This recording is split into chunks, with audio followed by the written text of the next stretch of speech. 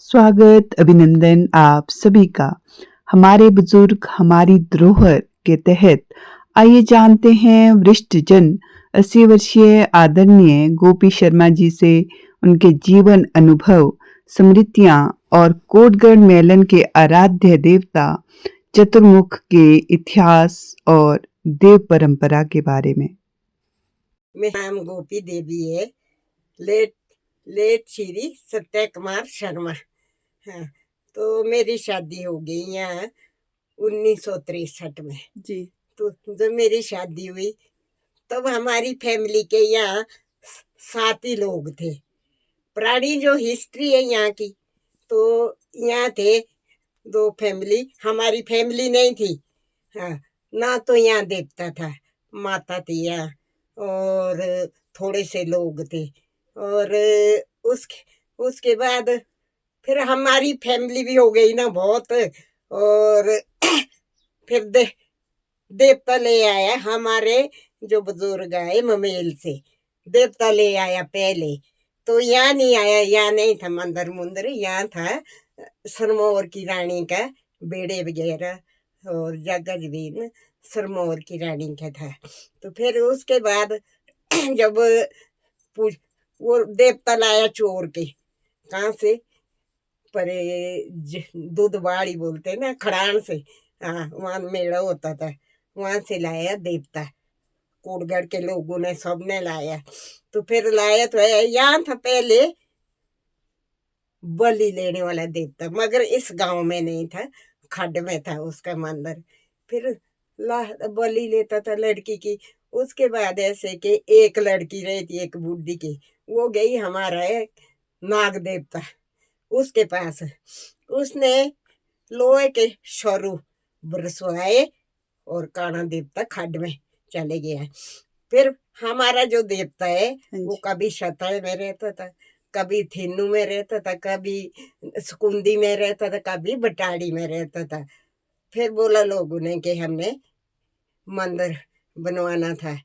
तो मंदिर पहले वो जो सरमौर की रानी थी उसने बोला अगर होगी ना शक्ति, ये मेरे खेत में उड़ के जाएगा तो तब मैं छोड़ के जाऊंगी। फिर हमारा जो देवता है फिर वो परे यहाँ खेत में उड़ ऐसे खिसक के गया। फिर सरमौर की रानी चली गई ना, सरमौर बेड़े छोड़ दिए, बेड़े फिर यहाँ रहा देवता जो हमारी फैमिली है।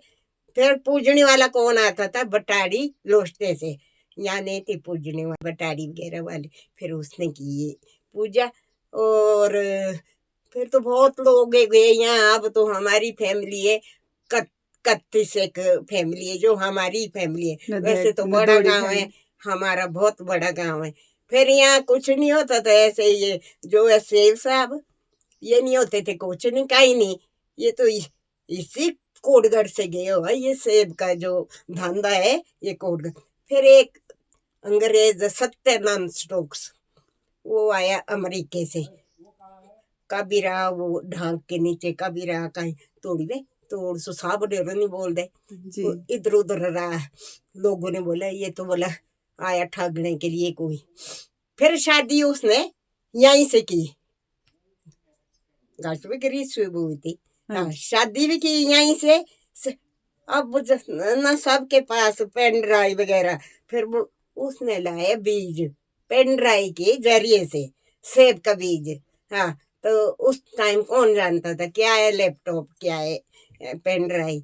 फिर यहाँ नर्सरी लगाई पूरे कोटगढ़ में, सेब पूरे हिमाचल में अब सेब ही सेब है। तो फिर उसके बाद जैसे कुल्लू वाले भी होते थे और नेपाली आए, अब नेपाली नहीं होते थे, कुल्लू वाले, रोडू वाले, इधर उधर से शहर से काम करने आते थे कोटगढ़। हाँ, तो कोटगढ़ उस टाइम से मानो। हाँ, तो बेशक हमारे पास अब सेब कम है, मगर रहन सहन का भी फर्क है बाहर। भले ही वो सेब साहब है, रहन सहन का भी फर्क है, बिल्डिंगें बनाई हुई है हमारे को पता है सब, मगर है कोटगढ़ी।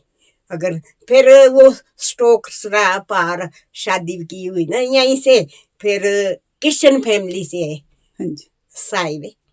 तो अब एक पार थानेदार में उसके बाल बच्चे इधर ही है, वो तो कहाँ रहा, अब तो उसके बच्चे भी नहीं रहे, आगे पोते वगैरह।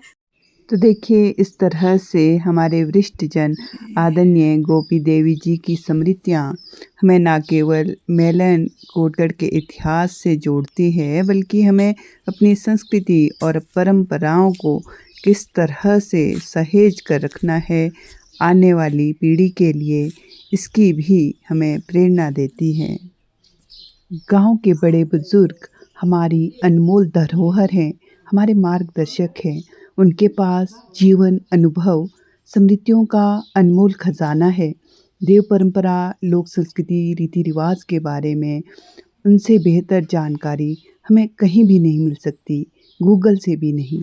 ज़रूरत है बस उनके साथ थोड़ा सा समय बिताने की, उन्हें ये जताने की कि वे हमारे लिए कितने खास हैं। उनके जीवन अनुभव भावी पीढ़ी के लिए प्रेरणा स्रोत बन सकते हैं।